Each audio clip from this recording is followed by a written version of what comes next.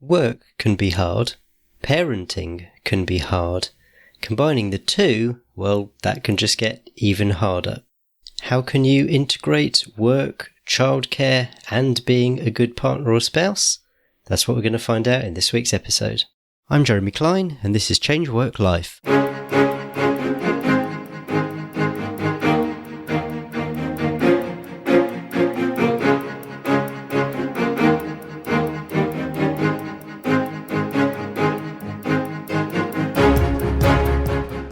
Hello and welcome to Change Work Life, the show that's all about beating the Sunday evening blues and enjoying Mondays again. If you want to know how you can enjoy a more satisfying and fulfilling working life, you're in the right place. You want to feel like you're doing well in your job. You also want to feel like you're a good parent. But sometimes you just don't feel like you're being very good at either. And let's not talk about whether you're being a good spouse or partner. In the world of dual income families where both parents work, how do you manage the stresses and strains of bringing up your kids at the same time as working a demanding job? To help us navigate a path, I'm delighted to be joined this week by Andy Goldstrom. Andy became a parent coach after his daughter entered her teenage years and became anxious and depressed. He now helps other struggling parents regain their confidence and joy. Andy, welcome to the podcast. Well, thank you very much, Jeremy. It's great to be here. So this question of balancing work and family life, it doesn't feel like it's a new problem. So why is it so difficult? Why hasn't anyone found a solution? Well, there's several reasons. The first reason is dual income families, as you mentioned.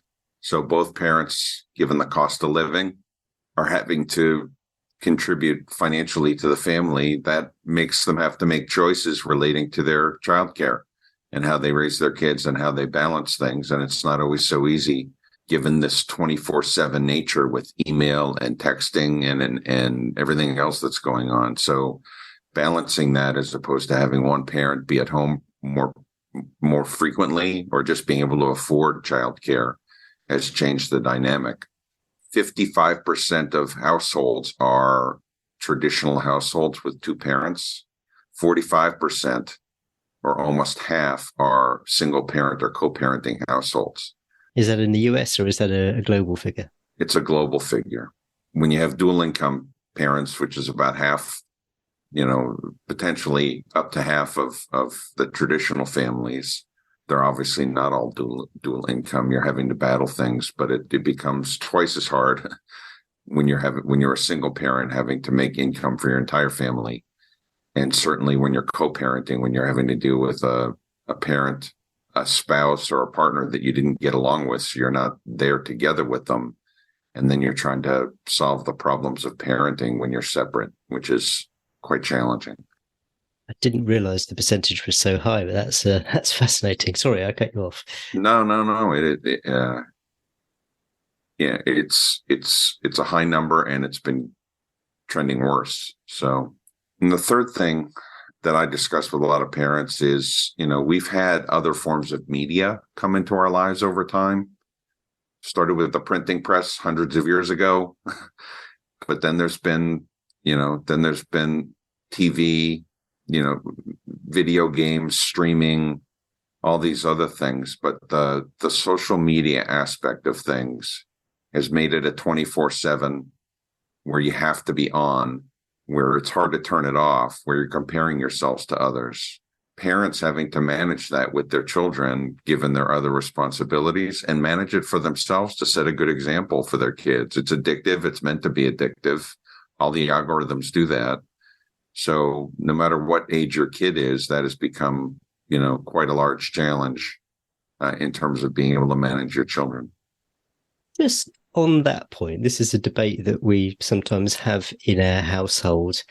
What guidance can you give as to when a child is old enough to get their own smartphone? I mean, I'm kind of saying she can have it when she's 18, all right, maybe 16, but frankly, that's not particularly realistic. I mean, is there any kind of guidance or best practice that people can think about?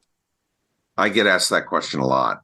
And it's a really good question, and it's applicable given what we just talked about. And my answer is, I can't tell you, to be honest with you. There's no one age that all kids should get a smartphone, like the number 12 or the number 10 or the number 16 or whatever it is.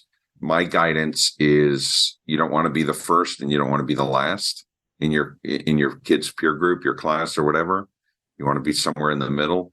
But the key thing that's so important that's kind of overriding this whole thing is, how do parents interact with their kids?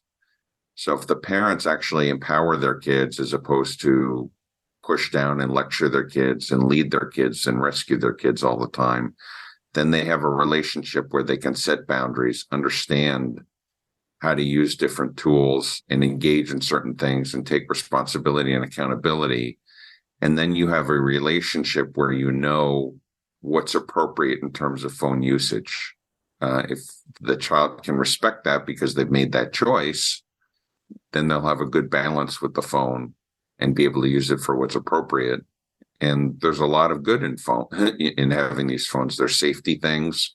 There's access to information. There is entertainment value. I mean, there's a lot of good there, but there's obviously a lot of bad. So when a family is able to have an open conversation about it proactively and say, I know you've wanted a phone. Can we set some ground rules together and understand what the consequences are of not following those ground rules? If you have a 9-year-old kid that you can talk to and have an open conversation about that, and you as the parent can enforce those rules if they get broken, then 9's okay. If it's 12, it's 12. If it's 14, it's 14. So it depends upon the type of kid you have, the type of parenting you implement or have in your family. And then the day-to-day dynamics of managing through that. If you have a good understanding up front, it's not a battle all the time. Can you talk a bit more about setting up this situation, this environment where you can have those sorts of conversations? And you talked about sort of not being directive, not rescuing, being empowering. Can you just go into a bit more about that, please? Sure. Well, there are 4 types of parenting styles. There's one that's called authoritative, in which you can be demanding, but also sensitive and responsive. There's an authoritarian style, not authoritative, an authoritarian style where you're also demanding and have boundaries, but you're insensitive and punitive. Then there's one where you're permissive, where you're sensitive, but you don't enforce boundaries. You let everything go and you rescue. And then there's the 4th one, which is you're uninvolved, in which you're punitive and you're not following through on boundaries. And so the best style is the authoritative style, the first one that I mentioned, because it's good to have boundaries, but it's good to be attuned to your kid as opposed to just imposing things on them. And not every family has to have both authoritative parents. It's just that they have to. One of them, it would be good if one of them was, and then both the parents are able to align proactively so that their parenting styles mesh, and that the parents are unified. Most of the time, I work with parents. One of them is authoritarian, and the other one's permissive. And that's what happened in my family. I was the authoritarian parent and my wife was permissive. So what did we have to do? We had to learn both how to work together, communicate better, and move towards a more authoritative parenting style. Now, to answer your question more directly, you have to understand and put yourself in the shoes of others. If you're in the business world, and I had a long, successful business career before I became a parent coach, you have to understand the nature of your customer, the nature of your prospect, and you have to do the same thing with your child. Your child just wants a sense of control and a sense of understanding.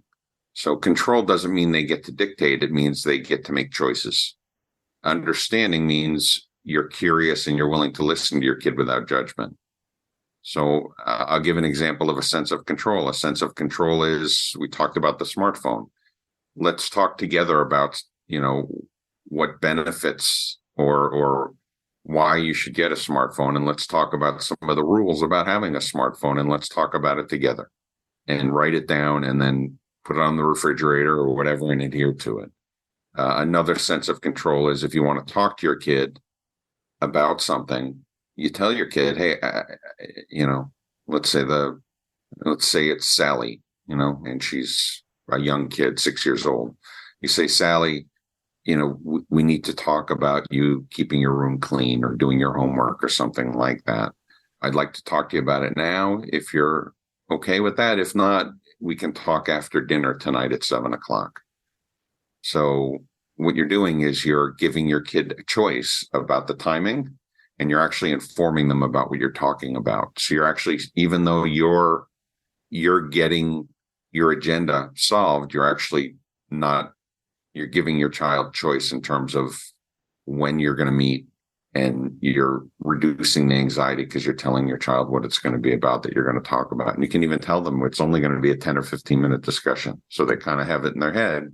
And you would do the same thing in a business meeting, or you would do the same thing with your spouse when you want to talk to them about something. Give them a heads up. Before we started this podcast, you kind of gave me some ideas about what we might talk about and what that first question was, right? So that eased my anxiety and helped me engage better. That's really interesting, because I had a interview a while ago, an episode a few months back, about setting up these conversations, particularly between spouses. So, in like a career change context, you might want to say, look, this is something I want to discuss with you. I haven't done anything. Everything's okay.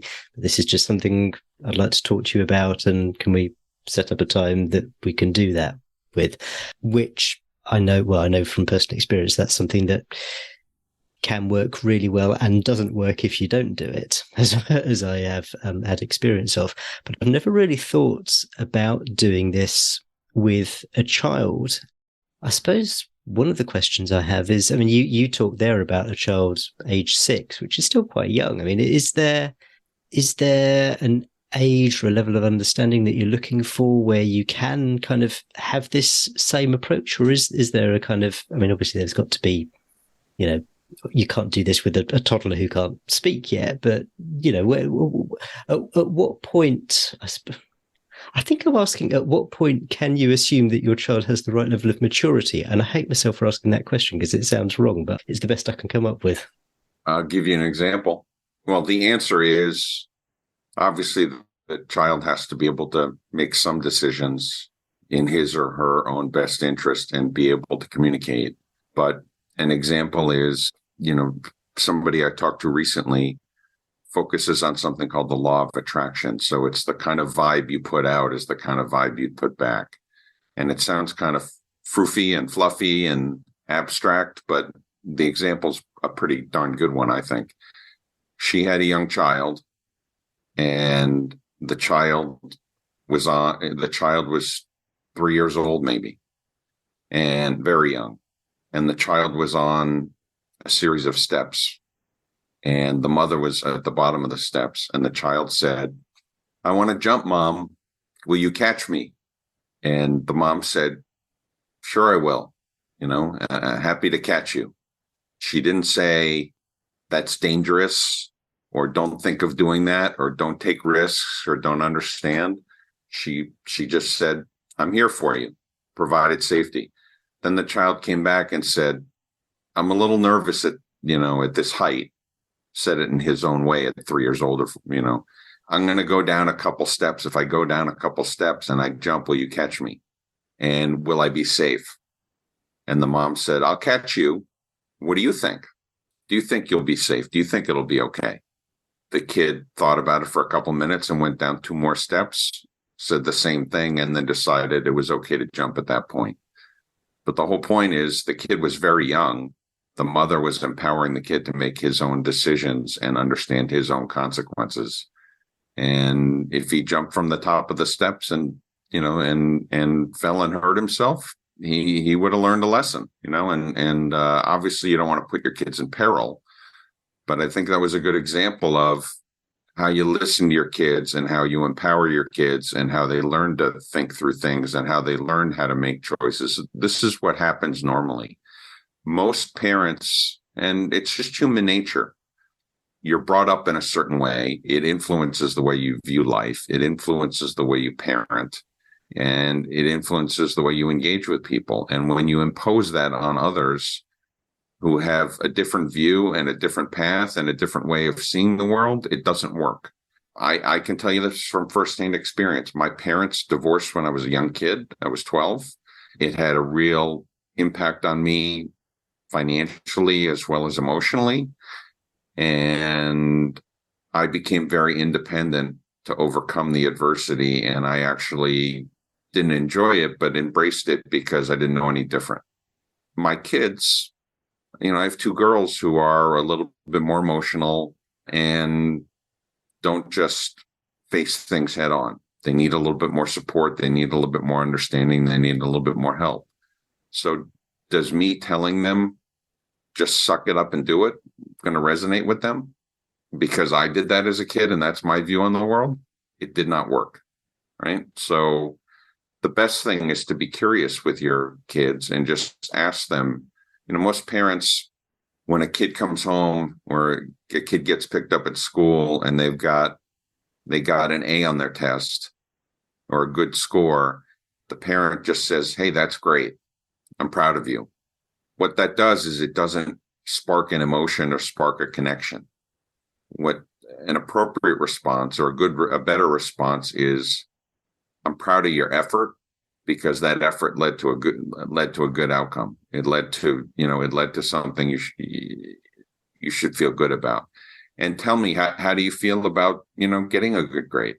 Do you feel relieved? Do you feel happy? Do you feel proud? How do you feel? And when a kid is able, because you're curious, when a kid is able to share that with you, they trust you more.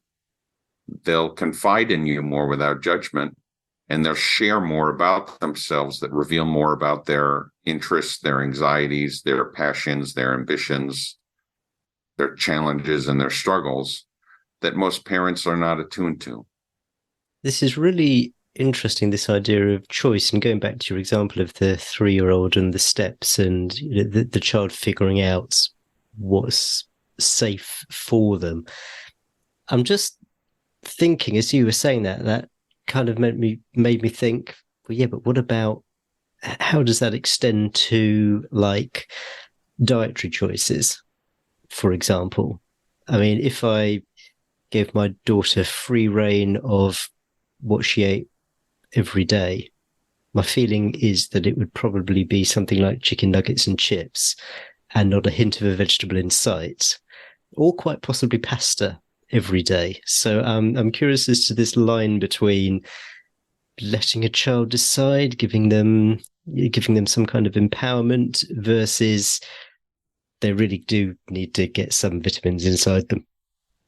With no disrespect intended at all, you're speaking as if it's a parent who understands good nutrition and a long lifespan and understands that's 8 hours of sleep or longer is necessary, and that exercise is good and all the things that a mature person might understand. A kid has a developing brain, and a kid is trying to figure out their path and their way in the world in terms of how to navigate and negotiate with others, how to feel good about themselves. And their front part of their brain seeks serotonin and seeks positive stimulation more quickly than a mature mind does. And so sometimes different kinds of food help them stimulate that. Now, a sugar kick or pasta, which turns to sugar, or other things. That's why kids don't eat as well when they're younger. It's not because they are silly or stupid or don't understand or whatever. It's because of what they're trying to do to help their growing brain. And so, how do you combat that? Well, you don't just tell your kid you can't eat any of that. What you do is you only provide certain things in the house, depending upon what's age appropriate. If there aren't sugary snacks in the house, they're going to have to choose something else. And the next thing is to have a conversation with them. Again, it's, I know you like pasta. Pasta has these benefits and these detriments. If you continue to eat pasta, this is what may happen. It might be good to have a more balanced approach. What would you like to do? And then give them a choice. And I think that's a more collaborative approach than forcing somebody, You eat your broccoli or I'm taking your phone away. That's a more combative or authoritarian approach. It's better to explain things to kids, let them make choices. I'd rather have a kid who's a little less healthy in the short term from a nutritional standpoint, but has a better relationship with their parents and is more settled emotionally as a result of being able to regulate. And then they mature and understand and are able to figure out those habits and hopefully have a better nutrition plan in the first place. Let's talk a little bit about balancing the demands of parenthood versus the demands of professional life. And we talked earlier about these dual income families. And I've been taught recently that sometimes balance isn't the right word, but that integrate is, in fact, a better word. Parenthood, I've certainly found, and I think others have found, tends to be characterized by guilt. So if both of you in a relationship are working full time and there are good reasons like income and that kind of thing, cost of living for doing so, what are some of the things that you can do to integrate that with the fact that you are also a parent and the fact that you have got these feelings of just not spending time with the child, and maybe if they're at school, then they're going to before school clubs and after school clubs where, they're getting their evening meals there, and you're seeing all these other parents who are kind of at the school gates at 3:00, and there's all these feelings of guilt in particular coming out that somehow you're neglecting a child, not being a good parent. I mean, just how on earth do you navigate all this? Is it something that you can practically do, or is it just kind of accepting that it is what it is? Good question. It's a little bit of both. At a higher level, the reason parents feel guilty often is not because they put their kids in after school care. It's more because they take on the emotional burden of their kids' happiness every day. If my kid isn't happy, I'm not happy. I need to make sure that they're happy. I need to figure out how they need to be happy. And they carry that burden with them because that's what a good parent is supposed to do, as opposed to letting a kid be unhappy at times, face adversity at times. After school care isn't the worst thing. You have to, learn maybe how to work and talk with other kids. You have to respect adults. You have to be able to sometimes play by yourself and learn how to occupy yourself. It's not the worst thing in the world. So, the answer, I think, is not that. It's actually spending quality time with your kids when you have the time, whatever your job is. And then the second thing, again, is giving them a sense of control and understanding in terms of the way you communicate with them. The third thing is too many marriages get wrecked because their kids become the center of the universe for them for 20 years. What really needs to happen is the reason a husband and wife get together in the first place is because they have a connection, and they need to maintain that connection and find ways to enjoy each other's company, spend time together. And it could be something as simply as playing a game when the kids have gone to sleep, or just having a chat, as opposed to just being on your phones or watching a TV show or talking more about your kids and their struggles. So if parents connect and they communicate better and they align better, then the decisions and the burden that they carry is far less, and they navigate a lot better in terms of whatever choices they make, depending upon their income levels and their jobs and all the rest. It's all about your energy and attitude around it. I know you're going to ask me about some resources. I'm going to share one early on. There's a book called The Four Agreements. I don't know if you've ever heard of it, but it's a really good short book that basically talks about four things that are really important in life. One is be impeccable with your word. So if you want people to trust you, including your kids, including your wife, including your colleagues and friends and family, say what do what you're going to say what you're going to do, and be trustworthy. Second thing is don't take anything too personally. So life has its tough moments, and Everybody's got to experience that kind of thing. And usually when you have a bad interaction, it's not necessarily about you, it's about them. They may have something going on. They may have something that they're struggling with. So if you don't take anything too personally, you're probably going to survive and prosper a little bit better. Third thing is don't make assumptions. So don't assume that your kid's a bad kid. Don't assume that your kid made a mistake. Be curious and ask. Don't assume that the other kid is better than your kid and make comparisons. Don't assume that your wife, was too much of a rescuer when she had a different intent and followed through in a different way than you're assuming. And the fourth one is always do your best. If you're having to put your kid in after school care or before school care, if you can't make the one recital or sporting event that you really wanted to go to, don't carry that guilt with you. Just do your best and move on and learn from it and move on. And I really like this book because these are things that lighten the burden on being humans and on being parents. Andy, I'm conscious that we're a bit pressed for time here, and we have only scratched the surface of an enormous topic, which I think is a great setup for your own podcast, if you'd like to tell people about that. Yeah, sure. I've got a podcast called Winning Parenting. If you listened and got to this point in the podcast, I thank you. And, you can see that my point of view is not your typical point of view, but it works. And in the parent coaching world, I'm a parent coach. You can find out more about me at parentsjourneycoaching.net. I work with people across the globe, not just in the US where I'm based. But Winning Parenting gives you some insights in terms of some of the things we talked about today and how to apply it in your own world. And so you can find it on all the different, apps, Spotify and Google and Apple and, several others to tune in and get some more tips, because most of us are working and most of us, are parents in one way, shape, or form at some point in our journey.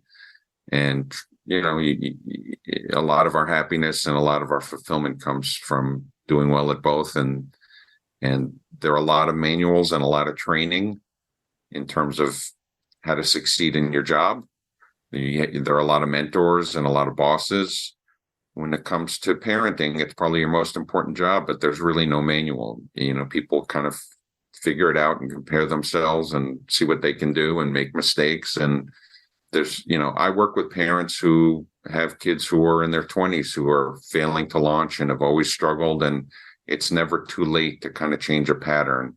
And frankly, it's a lot about how the parent interacts with the kid. It's not about fixing the kid. The kid will do okay. The kid will, in most circumstances, but the kid looks up to the parent. And if the parent's not going to be curious and understand the kid, they're not going to connect well. And most parents tell me when they first engage, they're like, I want my kid to be able to come up to me and ask me anything they want, realize that I'm always there for them. And I basically say, why are you asking that? And they're like, because I want to be a good parent and I want to be helpful to my kid and I want my kid to be happy and independent. And then we dig a little bit deeper and some of their behaviors don't cater to that. So that's where the coaching comes in so that can align better. Fantastic. Well, I'll put links to all of those in the show notes. Andy, even in this brief conversation, you've given me pause for thought about how I approach parenting. So thank you so much for coming on the show. Thanks for having me. Great talking to you. Okay, hope you enjoyed that interview with Andy Goldstrom. We really could only scratch the surface of this topic with the limited time Andy and I had available, but even in that short time, I hope you agree that Andy had some great tips on parenting and integrating parenting with work. The biggest takeaway for me was what Andy said about our propensity as parents to carry the emotional burden of our child's happiness. Yes, as parents, we want to see our kids flourish and be happy and do well, but it's okay if there are times when that's not happening and it doesn't necessarily reflect on us as parents. And also, as Andy mentioned, the fact is that kids can flourish when they are in situations where they're not necessarily being looked after by their parents. I definitely sometimes have feelings of guilt around sending my daughter to school wraparound care or to school holiday camps during the summer vacations. But I rather suspect that with the activities they have on offer, she's probably having rather a better time at those activities than she would be just staying with her parents. So do check out Andy's podcast, and you can find a link to that along with the show notes, transcript, and links to other resources mentioned, which are all at changeworklife.com/163. That's changeworklife.com/163. This is another of those episodes that bears sharing. If you're a stressed out parent, then I will bet that you know other stressed out parents. So why not pass this episode on to them, because I reckon that some of the tips might just help them a bit. There's another great interview coming out in 2 weeks' time, so make sure that you have subscribed to the show if you haven't already, and I can't wait to see you then. Cheers. Bye.